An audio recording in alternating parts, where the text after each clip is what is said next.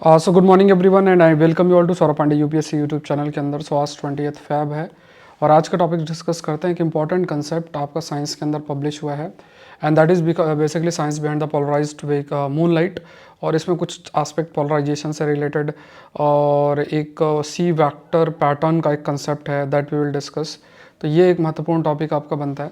Then violence around milky वे central black hole, ये भी science tech का महत्वपूर्ण टॉपिक है। Humanitarian crisis in India Myanmar Borderland, ये एक टॉपिक आपका आईआर प्लस बॉर्डर मैनेजमेंट का बनता है। मणिपुर में जो डेवलपमेंट है that is there. Disaster resilient infrastructure जो रिपोर्ट है खासतौर से टेलीकॉम सेक्टर के कंटेक्स्ट में दैट वी विल डिस्कस।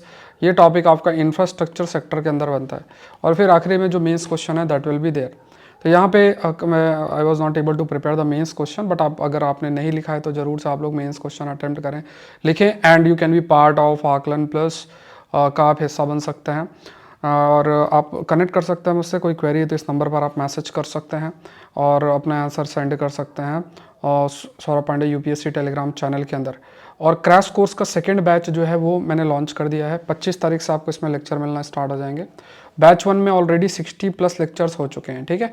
इसका जो प्राइस है that is around 4300 and further आपका 20% ऑफ रहेगा, ठीक है। इसका प्राइस ऑलरेडी बहुत कम है। तो इसमें सारे आपके सब्जेक्ट्स, आपके जितना भी कंटेंट है सब कुछ है। और जैसे पूरे स्टैटिक सब्जेक्ट्स हैं और यू कैन सी जो आपका 2 साल का current affairs, everything is there. तो आप लोग अगर इस साल की तैयारी कर रहे हैं तो इस बैच का हिस्सा ज़रूर से बने। फर्दर 20% ऑफ आप कराएगा तो अमाउंट और फर्दर आपका रिड्यूस जो है वो हो जाएगा और आप अपनी प्रिपरेशन जो है वो कर सकते हैं। कोर्सेज जो हैं फॉर यूपीएससी सीएससी प्रीलिम्स, ये सारे कोर्सेज हैं। जैसे पीटी 730 आप अलग से कर सकते हैं, टेस्ट सीरीज़ भी है। साइंस एंड टेक का भी कोर्स है अलग से, course on polity and governance भी है। इसके बाद यूपीएससी एपीएफसी का भी कोर्स ऑलरेडी है, उससे भी 20% ऑफ है, ठीक है। तो जैसे 1800 समथिंग का प्राइस है तो वो 20% फर्दर आपका रिड्यूस हो जाएगा और आप हिस्सा बन सकते हैं। तो सब कुछ ज्वाइन करने के लिए आप या तो वेबसाइट जाओ saurabpandeyupsc.com पे, ऑल कोर्सेज क्लिक करना है, कोई क्वेरी इस नंबर पर मैसेज करना है और फिर डाउनलोड करें सौरभ पांडे सीएससी ऐप। तो ये देख लेते हैं। Only second animal to find its way by polarised moon light found. तो ये एक टॉपिक है। तो यहाँ पे एक जो शब्द है, जैसे यहाँ पे पहले मैं आपको बता देता हूँ, पोलराइज्ड लाइट का कंसेप्ट है, ये ध्यान रखना है। जैसे अगर आप देखोगे ना, ये अनपोलराइज्ड लाइट है।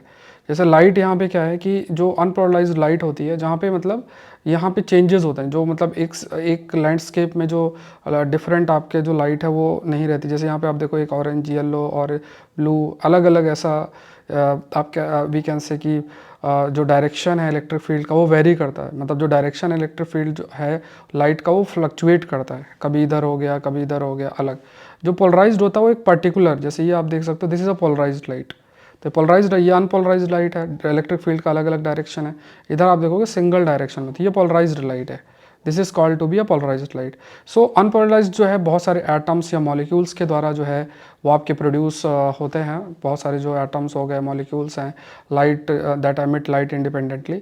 और जो एमिशन ऑफ दिस एटम्स और मॉलिक्यूल्स जो है मतलब they are uncorrelated, they are not related. कई जैसा रैंडमली अनपोलराइज्ड लाइट जनरेट होती है, जैसे सूरज सनलाइट में भी अनपोलराइज्ड लाइट होती है, हेलोजन लाइट है, एलईडी स्पॉट लाइट है, बल्ब्स होते हैं, फ्लेम्स होते हैं। तो ये अनपोलराइज्ड लाइट ही आपकी होती है। अब देखो स्टडी अभी जो हुई है उसमें क्या हाईलाइट किया गया है कि जैसे मान लो सनलाइट है या फिर जो मून लाइट है, ये इसमें यूनिक पोलराइजेशन पैटर्न देखने को मिलता है। कुछ एक यूनिक पोलराइजेशन पैटर्न देखने को मिलता है।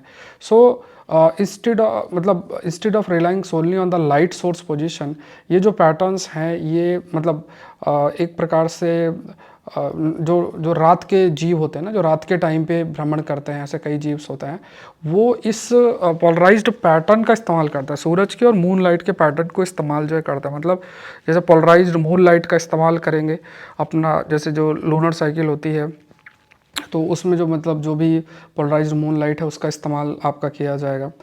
इवन बहुत ही माइन्यूट लेवल पे भी लाइट होगा जिसको हम लोग एज अ ह्यूमन हम उसको ऑब्जर्व नहीं कर सकते हैं। That is also use for the movement, मतलब मूवमेंट के लिए अपने यूज़ करते हैं। सो पोलराइज्ड मून लाइट लगभग आप कैसे देखो मिलियन टाइम डिम है। कितनी डिम है than the sunlight, million time dimmer than sunlight. अब इतनी कम होने के बावजूद भी ये नेविगेशन के लिए इस्तेमाल की जाती है कुछ सर्टेन स्पीसीज़ के लिए। कई जो जैसे डंग डंग बीटल के द्वारा इस्तेमाल किया था, जो फर्स्ट नोन एनिमल है जो पोलराइज्ड मून लाइट का इस्तेमाल करता है। और अभी जो स्टडी कहती है कि ये एक एंट है, that is Myrmecia midas ant. तो ये basically typically return to their nest oversight. और मायरमेशिया पायरिफॉर्मिस एंट्स की बात करें तो इट ऑल्सो लाइक जो है it also exhibit heightened activity on full moon night. तो ये दोनों चीज़ आप ध्यान में रखें, मायरमेशिया मिडास एंट, मायरमेशिया पायरिफॉर्मिस एंट। तो ये दो ऐसे एंट्स हैं, they also use polarised moon light अपने मूवमेंट के लिए जो इस्तेमाल करता है। अब इसमें देखो प्रश्न एक तो ये आ सकता है कि पोलराइज्ड लाइट से रिलेटेड आपसे कि identify the correct statement about the polarised light. और दूसरा एक चीज़ ये आ सकता है कि इनमें से कौन सा जो जीव है, जैसे आपसे पूछा जा सकता है कि कौन सा ये इंसेक्ट है या कौन से ऐसे स्पीसीज़ है जो कि यूज़ करती है, like it uses polarised moon light का ये जो है वो इस्तेमाल आपका करती है। सो एक तरफ आपके पास अनपोलराइज्ड लाइट है, सन और मून जो एमिट अनपोलराइज्ड लाइट एमिट करते हैं।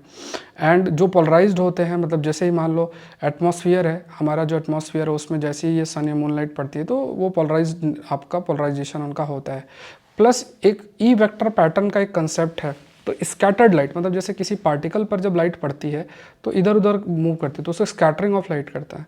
तो ये जो स्कैटरिंग होती है इससे एक पैटर्न आता है जिसे हम ई वेक्टर पैटर्न बोलते हैं, स्काई में देखने को मिलता है। तो जब लाइक सन या मून है इन नियर द हॉरिजन, मतलब जैसे जब सूरज डूब रहा है इस टाइप से, जब हमें डूब क्या रहा है, जब हमें दिखता है, तो व्हेन सन और moon are is near the horizon तो वहाँ पे हमें ई वेक्टर पैटर्न देखने को मिलता है। तो अगर आपसे पूछा जाए कि E vector pattern recently news में था तो ये, और या फिर आपसे पूछा जाए कि ई वेक्टर पैटर्न जो है ये जनरली किसके साथ देखने को मिलता है, तो स्कैटर्ड लाइट जो है ये इस पैटर्न को आपका क्रिएट करता है। अब नॉक्टोरल जो बुल एंट है ये पोलराइज्ड जो लाइट आपकी होती है मून की, उसको डिटेक्ट करती है और उसको अपने नेविगेशन के लिए इस्तेमाल करती है। मतलब वो अगर उसे मूव करना है एक जगह से दूसरी जगह तो इसको इस्तेमाल आपका करता है। तो ये जो लाइट है एक प्रकार से जो ई वेक्टर पैटर्न है इसको मतलब मैनिपुलेट किया गया और उस बेसिस में एंट के मूवमेंट के डायरेक्शन को देखा गया और उसमें देखा गया कि जैसे जैसे लाइट का जो पोलराइजेशन है जो कि ई वेक्टर पैटर्न में हम लोग देख रहे हैं उसमें अगर कुछ मैनिपुलेशन जो है एक प्रकार से देखने को मिलता है। So you can see this ant orientation means this ant basically it can detect detect this polarized light। इसको डिटेक्ट करके they can move between their nest. और कई सारे जैसे एक्सपेरिमेंटल मेथड है, कई रिसर्च भी की गई और जिसमें जो लाइट है उसके पैटर्न को चेंज करके and they have observed the ant directional movement and based on that जो भी चीज़ें हैं उसको देखा गया कि मूवमेंट किस प्रकार से है। और मतलब फिर इस चीज़ को कंक्लूड किया गया कि this polarised light are basically used, जो पोलराइज्ड लाइट है that polarised light is basically आपकी यूज़ की जाती है जिसके माध्यम से जो मूवमेंट है दैट मूवमेंट इज़ ऑब्जर्व्ड।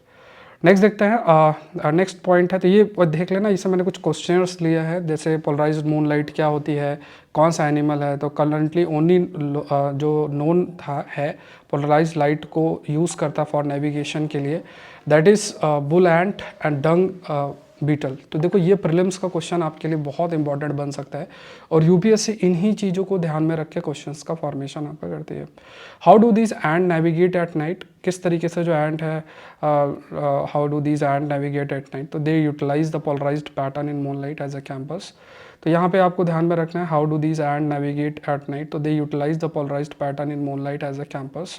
मतलब they use basically polarised pattern moonlight के अंदर है, अगर उसको यूटिलाइज किया जाता है उसे कैंपस के रूप में मतलब मूवमेंट के लिए जैसे जो है वो यूज़ किया जाता है, allowing them to find their way even when the moon is partially obscured. तो ये मतलब इवन जैसे, क्योंकि देखो फॉर ह्यूमन बीइंग अगर आप specifically if you talk about the human being in general तो इंसान के लिए अगर जैसे बहुत ही डिम लाइट है दे कांट मूव, बट ऐसे छोटे छोटे जो जीव होते हैं इवन अ माइन्यूट, जैसे ये जो पोलराइज्ड मून लाइट जिसको ये ऑब्जर्व करते हैं based on that they basically move, तो बहुत ही माइन्यूट फॉर्म में होता है, बहुत ही मतलब इवन वी कांट ऑब्जर्व बहुत सारी चीज़ें उसको देख, हमारे लिए वो अंधेरा ही होगा, but still that light is used by these ant to, वो लाइट जो है यूज़ की जाती है एंट के द्वारा जिसके माध्यम से जो है मूवमेंट को देखा जाता है। ठीक है, तो ये ध्यान में रखना है। ठीक है, तो ये ध्यान रखना है। नेक्स्ट देखते हैं वॉयलेंस अराउंड मिल्की वे, वॉयलेंस अराउंड मिल्की वे सेंट्रल ब्लैक होल। ये एक टॉपिक आपका साइंस एंड टेक का बनता है तो यहाँ पे क्या है कि वॉयलेंस अराउंड मिल्की वे सेंट्रल ब्लैक होल। तो जेम्स वेब स्पेस टेलीस्कोप की बात करें तो वहाँ पे ये it launched in 2021 and James Webb जो स्पेस टेलीस्कोप की बात करें तो जो कि 2021 के अंदर लॉन्च किया गया था and it began collecting data in 2022। तो इसमें कई चीज़ें हाईलाइट की गई हैं। तो लाइक मिल्की वे सुपर मैसिव ब्लैक होल है, सैजिटेरियस ए की अगर हम बात करें so it provided unprecedented views of milky way super massive black whole. जो मिल्की वे के अंदर जो सुपर मैसिव ब्लैक होल है जिसे हम सैजिटेरियस ए शब्द जिसके लिए हम इस्तेमाल करता है, तो milky way super massive black whole Sagittarius A ये एक आपको देखने को मिलता है। सो जो ये मतलब एक तो ये ध्यान में रखना है कि सजिटेरियस ए रिसेंटली क्या था, ये ब्लैक होल है that is there within the Milky Way. कोई भी जो गैलेक्सी होता है उसका सेंटर जो है एक बड़ा सा ब्लैक होल होता है, इस पर हमने चर्चा भी आपकी की गई है। तो पहली बार और जो आपके एस्ट्रोनॉमर्स हैं उन्होंने ऑब्जर्व किया कि ये जो सजिटेरियस ए है उसके अराउंड लाइट की फ्लिकरिंग हो रही है। मतलब लाइट का ऐसा होता है ना, जैसे जैसे आप कभी कैंडल जलाओ और उसमें फ्लिकर करता है ना, सो फ्लिकरिंग ऑफ लाइट जो है वो देखने को मिलता है फ्रॉम इट्स एक्रीशन डिस्क जो है उसमें। तो यहाँ पे जो ये एक्रीशन डिस्क है उसके अराउंड फ्लिकरिंग ऑफ लाइट जो है वो देखने को मिल रही है। और जो ऑब्जर्वेशंस देखी गई है 1 to 3 लार्ज फ्लेयर्स जो हैं, जैसे सोलर फ्लेयर्स होता है जो पार्टिकल्स कई सारे रिलीज करते हैं and that those फ्लेयर्स those particles और दे मूव्स। तो यहाँ पे हाईलाइट किया गया 1 to 3 लार्ज फ्लेयर्स डेली देखने को मिला है अलॉन्ग विथ स्मॉल बस्ट जो है वो देखने को मिला है। और इसके लिए जो रिस्पॉन्सिबल है वो आपका ग्रेविटेशनल फोर्स को जो है वो जिम्मेदार बताएगा। अब देखो ये यूपीएससी के लेवल पे आपको समझना है कि एक तो ब्लैक होल ये सैजिटेरियस ए क्या है, सुपर मैसिव ब्लैक होल है, और इसकी इस प्रॉपर्टी को आपको याद रखना है कि इसमें भी आपका फ्लेयर्स और बस्ट देखने को मिला। बस्ट का मतलब जैसे होता है ना कि जैसे एक पटाखा जला तो क्या हुआ, एक आवाज़ आती है और जब एक मूवमेंट के लिए चीज़ें जो है डिस्टर्ब होता है। इसी तरीके से अगर आप जैसे फ्लेयर्स की बात करो तो सूरज की रोशनी है, तो जैसे सूरज की रोशनी या सूरज की बात करो तो उसमें भी सोलर फ्लेयर्स देखने को मिलता है जिसमें जो चार्ज पार्टिकल्स हैं वो एक आप कह सकते हैं एक डायरेक्शन में जो है वो चार्ज पार्टिकल्स मूव करते हैं। जैसे एक कपड़ा होता है ना, गीले कपड़े को आप ऐसे झटकोगे और सामने वाले पर्सन के मुंह में खूब सारे पानी के जो बूंद हैं वो रहेंगे। तो फ्लेयर्स एंड बस्ट जो है वो ऑब्जर्व आपका ब्लैक होल के अंदर जो है वो आपका किया गया। एक्रीशन डिस्क बेसिकली देखा जाए तो ये एक पार्ट होता है जो कि डिफाइन करता है आपका जो ब्लैक होल है उसको। तो यहाँ पे जो एक्रीशन डिस्क की बात करें तो उसमें कई सारी जो गैस का इंट्रैक्शन होता है, मैग्नेटिक फील्ड और गैस का इंट्रैक्शन होता है like similar to solar flares, और यहाँ पे हाई एनर्जी लेवल देखने को मिलता है। This accretion disc is also responsible जिसके माध्यम से वी कैन से कई सारी ऐसे लाइट और ये भी एमिट होती है। इवन जो एक्रीशन डिस्क होता है उसके अराउंड जो लाइट है उसका इंट्रैक्शन भी देखने को मिलता है। तो ये कुछ मतलब हमने जब डिस्कशन भी किया था तो we have discussed about the structure of the black hole. So massive black hole की बात किया जाए तो Sagittarius A has a mass approximately 4 million times that of the sun. जो सैजिटेरियस ए है उसका जो मास है उसका लगभग 4 मिलियन टाइम्स है सन से अगर हम कंपेयर करें, और it is located around 26,000 light years from the earth. इसका जो लोकेशन है वो 26,000 लाइट ईयर्स आपका है अर्थ से। तो ये चीज़ आपकी हाईलाइट की गई। तो यहाँ पे सिर्फ इतना आपको ध्यान में रखना है कि नासा का जो स्पेस टेलीस्कोप है it has provided ground breaking observation है ना, जो ऑब्जर्वेशन है ऑफ द क्योटिक एनवायरनमेंट। मतलब जो सुपर मैसिव ब्लैक होल है उसके अराउंड बहुत ही क्योटिक शब्द क्यों यूज़ किया गया, बिकॉज लगातार फ्लेयर्स और जो आपके सोलर फ्लेयर्स और बस्ट जो है वो देखने को आपका मिला है। और उसमें एक रीज़न जो है सो ब्लैक होल के अराउंड जो अगर रीज़न मैं बताऊं तो उसके पीछे ग्रेविटेशनल फोर्स भी एक रीज़न बताया गया। दूसरा ये एक्रीशन डिस्क है उसमें जो एक इंटरेक्शन मैग्नेटिक फील्ड और पार्टिकल्स का हुआ वो भी एक बड़ा रीज़न है। देखो आप को जो भी मैं पढ़ाता हूँ आई जस्ट वांट कि मतलब एक मेरा बड़ा आपका उद्देश्य भी रहता है ऐसे टॉपिक्स कवर करने का, क्योंकि यूपीएससी के लेवल में ये चीज़ें करनी पड़ती हैं। दूसरा आपका एक साइंटिफिक टेम्पर डेवलप होता है, आपकी जो सोच है वो एक सही डायरेक्शन में जाती है। अब टेक्नोलॉजिकल एरा है तो जब टेक्नोलॉजी के एरा में जब आप रहते हो तो आप ब्यूरोक्रेट भी बनते हो, तो आपका माइंड भी एक साइंटिफिक तरीके से वर्क करना चाहिए चीज़ों को लेकर कि चीज़ें क्या है कैसी हैं। और ये चीज़ आप एडमिनिस्ट्रेटिव स्किल में भी लेकर आ सकते हो तो इसको सिर्फ ऐसे मत पढ़ो कि सर इससे क्या टॉपिक बने, क्वेश्चन बनेगा। क्वेश्चन कितने बनते हैं और सेशन से कितने आते हैं वो तो आप लोग जानते ही हैं, और उसको मैंने कई बार शो किया। तो that is not the case. ये द पॉइंट इज़ कि आपके अंदर एक इंटेंशन होना चाहिए, एक हंगर होना चाहिए कि यार कोई टॉपिक अगर वह समझा जाता है, खासतौर से साइंस एंड टेक के टॉपिक समझते हैं, तो उसका एक होलिस्टिक व्यू पॉइंट आपके पास होना चाहिए, एक समझ जो है वो बहुत अच्छी आपकी होनी चाहिए। नेक्स्ट देखते हैं मणिपुर वर्सनिंग ह्यूमैनिटेरियन क्राइसिस। अब देखो मणिपुर की जो स्थिति, इसमें आजकल आज बहुत सारे आर्टिकल आए हैं, तो बहुत सारे तो हम नहीं डिस्कस करेंगे, बट कुछ चीज़ें जो है मैं आपसे कहना भी चाहूँगा और डिस्कस भी करना चाहूँगा, और क्योंकि आप लोग फ्यूचर ब्यूरोक्रेट्स हैं तो मेरी जो बातें हैं उन चीज़ों को भी आप बहुत आसानी से समझ पाएंगे। तो एक तरफ आप ये समझो कि जो चीज़ें मैं आपको हाईलाइट कर रहा हूँ, तो एक तो आप देखो, एक तरफ एक आपका ये हो गया, यहाँ पे अगर देखो तो जो देश लोकेटेड है दैट इज़ चाइना, एक तरफ आपके पास चाइना है, इधर आप देखोगे तो दैट इज़ म्यांमार, ठीक है, इधर आपका म्यांमार है, तो यहाँ दूसरा देखोगे तो इधर आपका जो है मणिपुर आपका लोकेटेड है। अब इस चीज़ को समझना है कि कई सारा प्रयास किया जा रहा है, जैसे चाइना का भी एक इंटेंशन रहता है कि इस रीजन पे डिस्टर्बेंस बना रहा है, क्योंकि अगर मान लो जैसे नॉर्थ ईस्टर्न जो रीजन है, इस नॉर्थ ईस्टर्न रीजन में जापान का भी काफ़ी अच्छा प्रेजेंस है, जापान कई सारे डेवलपमेंट वर्क जो जापान करना चाहता है, ये चीज़ चाइना को भी नाराज़ करती है कि जापान और चाइना का रिश्ता अच्छा नहीं है, और जापान बेसिकली वेस्टर्न वर्ल्ड का हिस्सा माना जाता है। तो ये एक सोच जो है दैट इज़ देयर, एक सोच जो है एक देखने को मिलती है आपकी। तो अगर specifically if you talk about the, अगर आप जापान की स्पेसिफिकली अगर हम बात जो है वो करते हैं, तो जापान का प्रेजेंस है तो चाइना भी नाराज़ होता है।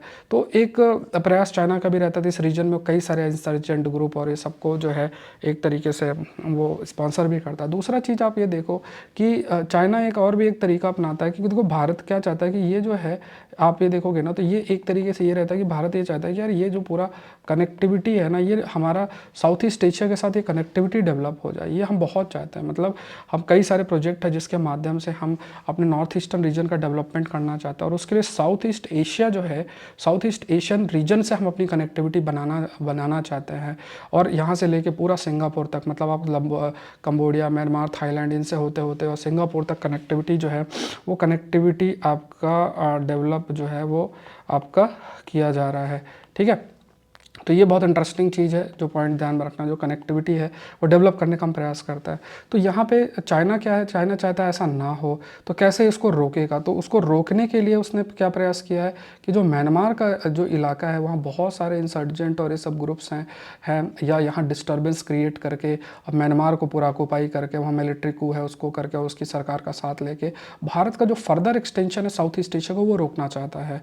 अब इसी बीच में क्या है कि बहुत सारे, अब देखो क्या होता है, डिफरेंसेस होते हैं। जैसे अब इथनिक रीजन, इथनिक कंटेक्स्ट में देखोगे तो और मणिपुर के अंदर भी आप कुकीज़ हैं, माइतीज़ हैं, या आप और भी जो डिफरेंट आपके इथनिक ग्रुप्स हैं, उनके बीच बहुत ह्यूज डिफरेंसेस होते हैं। उनके अपने खुद के मिलिटेंट ग्रुप्स, इंसर्जेंट ग्रुप्स जो है वो भी एक्टिव रहते हैं।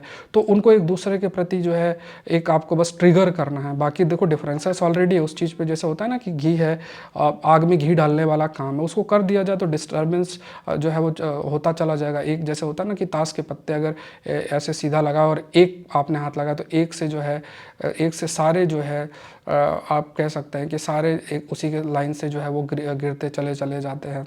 तो उसी तरीके से कि अगर आपने एक पॉइंट को टच किया, ट्रिगर किया, तो बहुत सारे प्रॉब्लम्स, इश्यूज़ जो हैं वो देखने को मिलते हैं।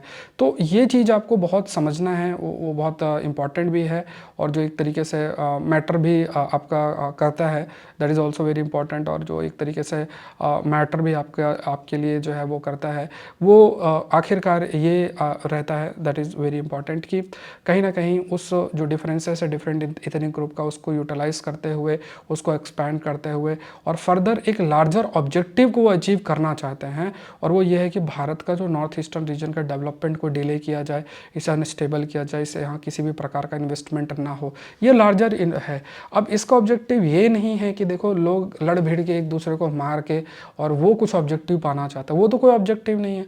जैसे अब डिफरेंसेस कम्युनिटीज़ के बीच में, जैसे आप सीरिया का एग्जांपल ले लो, सीरिया में क्या है कि शिया सुन्नी और वो उसको सपोर्ट कर रहे हैं, सब लड़ते भिड़ते जो रहते हैं। अब वो तो सोच रहे हैं कि हम बहुत होशियार हैं, हम अपना लड़ के अपना ईगो सेटिस्फाई कर रहे हैं, बट उनको लड़ाने वाला कौन होता है? वो यूएसए हो गया, एक तरफ रशिया हो गया, ये सब मिलकर अपना जो ऑब्जेक्टिव है वो पूरा करने का प्रयास करते हैं। या अफ्रीका में आप जाओ तो वहाँ भी वो मिलिट्री कूप को सपोर्ट कोई करता है, कोई नहीं करता है, तो वहाँ भी उनके रिसोर्सेज को कैप्चर करना का प्रयास रहता है। तो ऑब्जेक्टिव कुछ बड़ा होता है, लेकिन आपस में लड़ाई और ये सब जो चलती रहती है उसके कंटेक्स्ट में अगर देखा जाए तो वो एक अलग डायरेक्शन में चीज़ें जो है वो प्रोसीड आपकी होती हैं।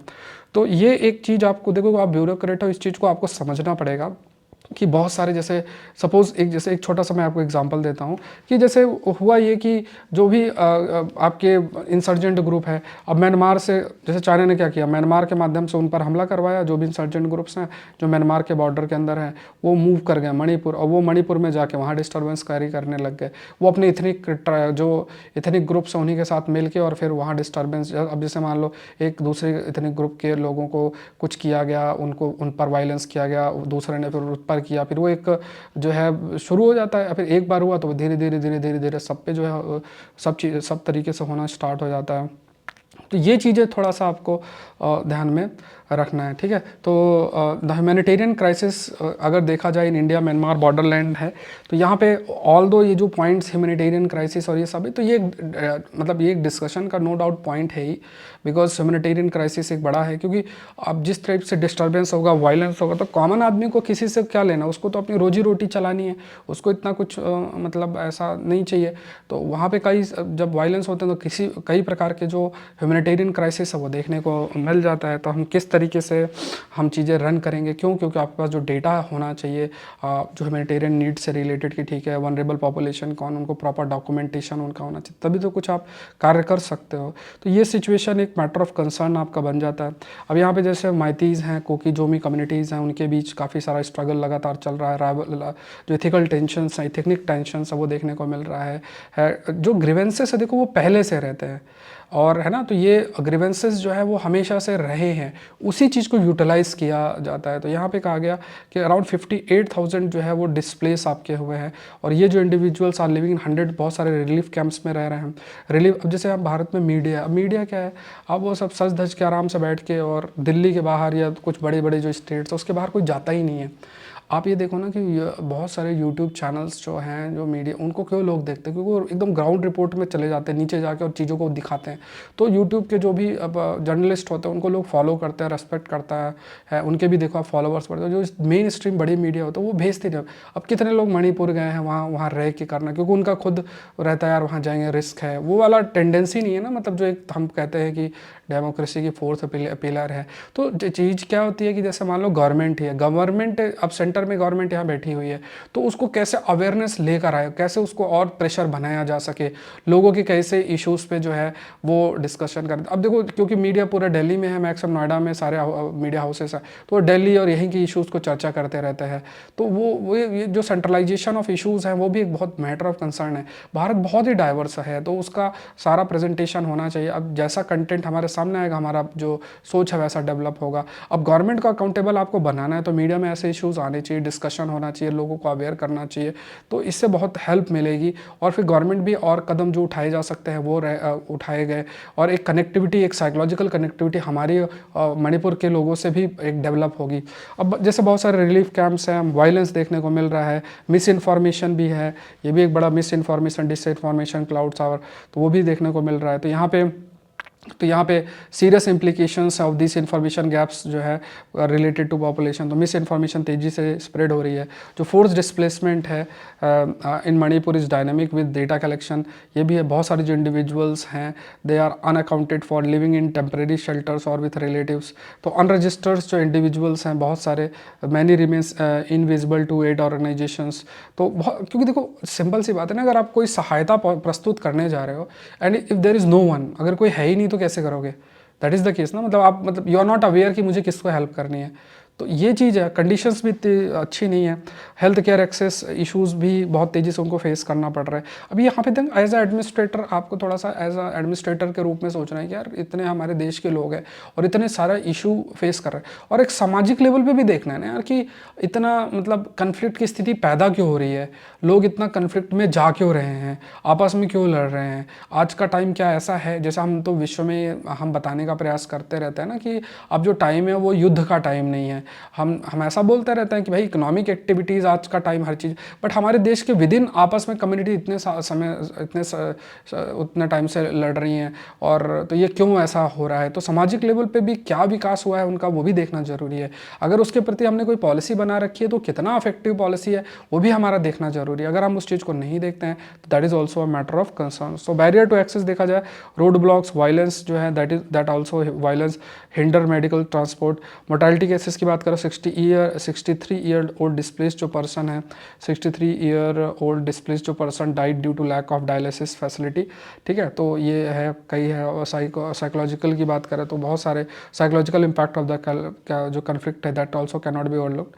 तो स्टडी के अकॉर्डिंग 65.8% जो है वो of respondent in displace person क्या दे सफ़र फ्रॉम पोस्ट ट्रॉमेटिक, कई स्ट्रेस डिसऑर्डर जो है उनको फेस करना पड़ता है। बहुत सारे दूसरे वाइल मैनी अदर्स एक्सपीरियंस, बहुत सारे डिग्री ऑफ एंग्जाइटी देखने को मिलता है।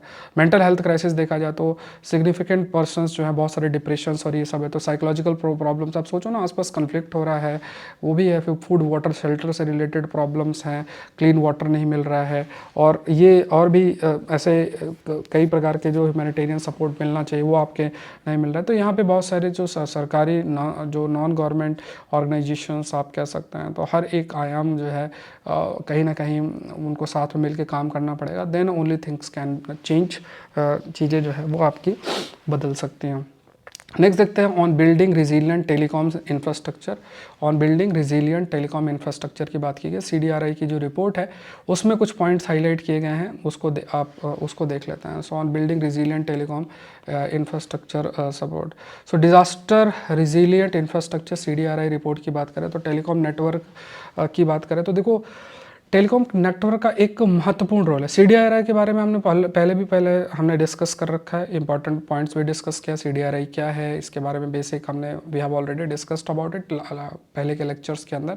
सो टेलीकॉम नेटवर्क्स की बात कहते हैं अनसंग हीरोज़ हैं। जैसे टेलीकम्युनिकेशन बहुत इंपॉर्टेंट महत्वपूर्ण रोल प्ले करती है। कम्युनिकेशन जब डिजास्टर का समय आता है, लोकल एंटिटीज़ होंगी, डिजास्टर मैनेजमेंट अथॉरिटी, उनके बीच में कम्युनिकेशन में टेलीकॉम इंफ्रास्ट्रक्चर का एक महत्वपूर्ण रोल जो है वो आपका रहता है। तो यहाँ पे जो रिपोर्ट है उसमें कहा गया है कि भारत का vulnerability of the Indian telecom system in disaster, और कैसे हम उसको फोर्टिफाई कर सकते हैं कि यहाँ पे जैसे जो कम्युनिकेशन है, क्यों हमें ये टेलीकॉम चाहिए, रैपिड कम्युनिकेशन के लिए इंफ्रास्ट्रक्चर वनरेबिलिटी है। तो जो यहाँ पे मतलब जैसे सपोज करो कि इवन नेचुरल डिज़ास्टर है, तो नेचुरल डिज़ास्टर के टाइम पे ये जो इंफ्रास्ट्रक्चर है इसको तो सिक्योर रखना ही है, at the same point of time उसको और कितना अच्छा बनाए जिसके माध्यम से जो प्रॉपर कम्युनिकेशन है दैट कैन बी डन, है ना, जैसे between disaster management authority and local entities.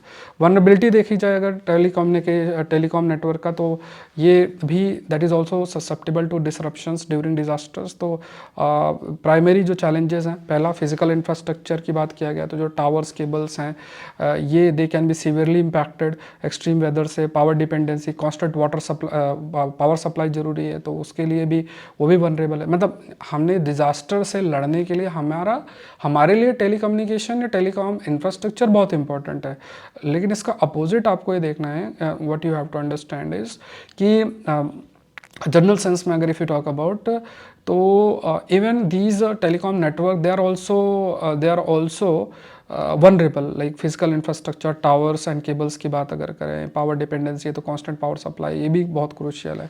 फिर ओवरलैंड वर्सेस अंडरग्राउंड केबल्स की बात करें तो ओवरलैंड जो केबल्स हैं they are also prone to like snapping during storms. Coastal risk की बात करें तो अंडर सी केबल की बात करें तो वो भी वेदर कंडीशन से सीवियर इश्यूज उनको भी फेस करना। तो ये सब कुछ जो है CDRI की रिपोर्ट के अंदर ये चीज़ हाईलाइट की। अच्छा, ये टॉपिक इंपॉर्टेंट किस चीज़ के लिए है, जब आप इंफ्रास्ट्रक्चर की, जैसे मान लो आपसे ये पूछा जाए ये क्वेश्चन यहाँ से कैसा बनेगा, देखो ये यूपीएससी का लेवल है, इसलिए मैं प्रश्न बना रहा हूँ, प्रश्न आपको बता रहा हूँ जो पॉसिबल हो सकता है।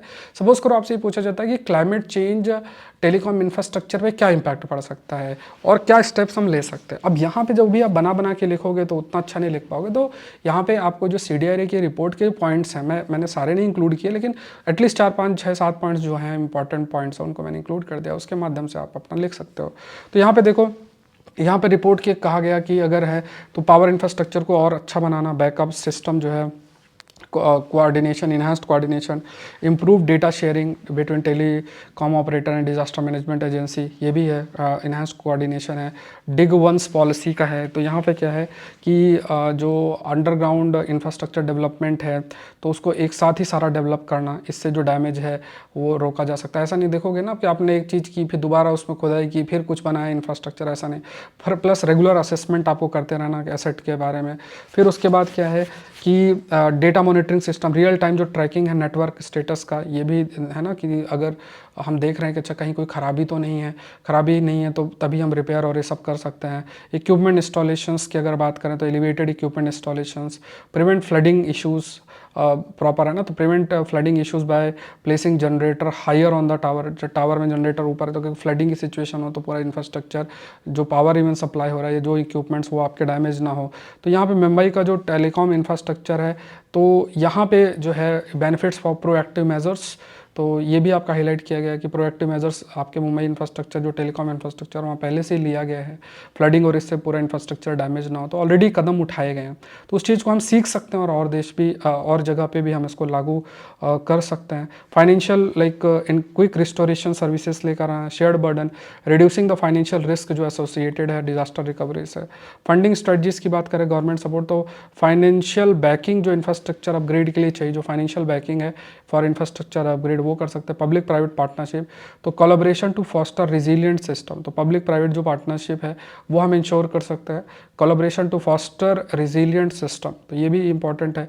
पब्लिक प्राइवेट पार्टनरशिप जो है वो अगर देखा जाए तो अगर हमें सिस्टम डेवलप करना है तो प्रॉपर पब्लिक प्राइवेट पार्टनरशिप जो है वो लेकर आना। So in the era where disaster are increasingly frequent, तो वहाँ पे अगर देखा जाए in an era where disaster are increasingly frequent, वहाँ पे जो आप कह सकते हैं टेलीकॉम नेटवर्क की अगर बात करते हो, enhancing the resilience of telecom network, वो बहुत मैटर आपका करता है। तो रिजिलियंस ऑफ टेलीकॉम नेटवर्क ये बहुत मैटर आपका करता है। तो क्योंकि मेनली आपको चाहे डिज़ास्टर मैनेजमेंट की बात करें या डिज़ास्टर में जो भी हमें कदम उठाना है उसकी बात करें, तो उसको मैनेज करने के लिए इट्स वेरी इंपॉर्टेंट कि हम जो है कदम उठाएं, प्लस जो भी हमारा टेलीकॉम इंफ्रास्ट्रक्चर उसको भी हम किस तरीके से डिजास्टर से प्रिवेंट कर सकते हैं, दैट इज वो भी हमें जो है देखना है। ठीक है, तो ये कुछ पॉइंट्स हैं। जो क्रैश कोर्स का सेकंड बैच मैंने आपके लिए लॉन्च कर दिया है, जो crash course for UPSC CSC prelims की अगर बात करें तो ये सेकंड बैच है। इसका आज जो प्राइस है वो 4300 है, प्लस 20% ऑफ है। ठीक है, तो ये 25 फ़रवरी से आपको जो वीडियो लेक्चर्स है वो मिलना स्टार्ट हो जाएंगे। सारा चीज़ें इस पर PT 730 प्लस और कोर्सेस इंक्लूडेड हैं, तो इस पर आप सारे सब्जेक्ट्स और PT 730 सब कुछ इसके अंदर है। बैच 1 है, उसमें जो कोर्स है वो ऑलरेडी एक्टिव है, उसमें जो भी आप लोगों ने ज्वाइन किया उनमें जो कंटेंट आप एक्सेस कर सकते हो वो 1 ईयर तक है। ठीक है, 1 ईयर तक आप कंटेंट उसमें एक्सेस कर सकते हैं। तो क्रैश कोर्स ये बैच 2 है, आप बैच 2 का हिस्सा बनना चाहते हैं तो बिल्कुल आप लोग ज़रूर से जुड़े और लेक्चर्स को करें। और 20% आज ऑफ है इसका, तो फर्दर रिड्यूस हो जाएगा, मतलब ये और आप कम कर लो पैसे तो ये और फर्दर रिड्यूस हो जाएगा। और बहुत इंपॉर्टेंट है, आप कंटेंट पढ़कर जाएंगे तो बहुत हेल्पफुल आपके लिए रहेगा। इसमें पॉलिटी, ज्योग्राफी, इकोनॉमी सब कुछ आपका कवर्ड है, everything is covered. UPSC APFC का जो कोर्स है that is there, UPSC level का प्रिपरेशन आपको करना है तो इसका भी आपका 28 फ़रवरी से क्लासेस मिलना स्टार्ट हो जाएंगे। इसमें 20% ऑफ है, ये बहुत इंपॉर्टेंट है। इसमें भी सब कुछ आपको कवर करके दिया जाएगा, है ना। तो यहाँ पे सब कुछ मतलब जैसे मैंने आपको बता रखा वीडियो में, आप देखो जो जो इसमें कवरेज है कोर्स के नीचे पूरा डिटेल है। तो लगभग अब 1800 है, उस पर भी 20% रिड्यूस कर लो। अब ये इतनी इंपॉर्टेंट वैकेंसी है, 1500 रुपये अगर आप इसमें आप इन्वेस्ट करके और फिर इसको पढ़ाई थोड़ा कर लेते हो तो दैट विल हेल्प यू। आप एक एग्ज़ाम की तैयारी के लिए आप जा रहे हो तो ये अच्छा एग्ज़ाम है, अच्छा कॉम्पिटिटिव है इसमें एग्ज़ाम। तो अब बस जो यूपीएससी का कंटेंट मैं आपको दूंगा, क्योंकि ये मतलब अगर आप प्रीलिम्स की तैयारी कर रहे हो तो आपके लिए चीज़ें आसान होंगी, बट जो कंटेंट आपको लिए दिया जाएगा उसको अगर आप अच्छे से करके चले जाओगे आपका श्योर शॉट सक्सेस है। तो यूपीएससी के आप वैसे एस्पिरेंट हो तो आपको ज़्यादा कुछ नहीं करना है इसमें, जो कंटेंट दिया जाए बस उसको पढ़ के चले जाना है।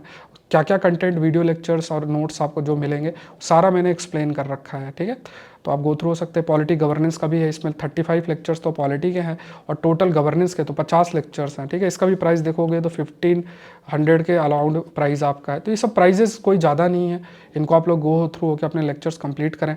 2 साल का करंट अफेयर अगर आप करना चाहें वो आप कर सकते हैं। सुपर 10 की बात करें तो ये टेस्ट सीरीज़ है आपका, साइंस टेक का अलग से कोर्स है, ठीक है। तो सौरभ पांडे ये सौरभ पांडे CSE आप डाउनलोड कर लें, या फिर आप सौरभ पांडे UPSC.com वेबसाइट पे जाके, सौरभ पांडे UPSC.com जो है वेबसाइट है, इसमें जाके ऑल कोर्सेज में क्लिक करके आपको दिख जाएगा। लैपटॉप से क्लासेस करनी है, लॉगिन बटन पे क्लिक कर ले। सौरभ पांडे CSE ऐप है तो अपने फ़ोन से कर लें। अगर आईफोन आईपैड से करना तो आप मुझे बताएं।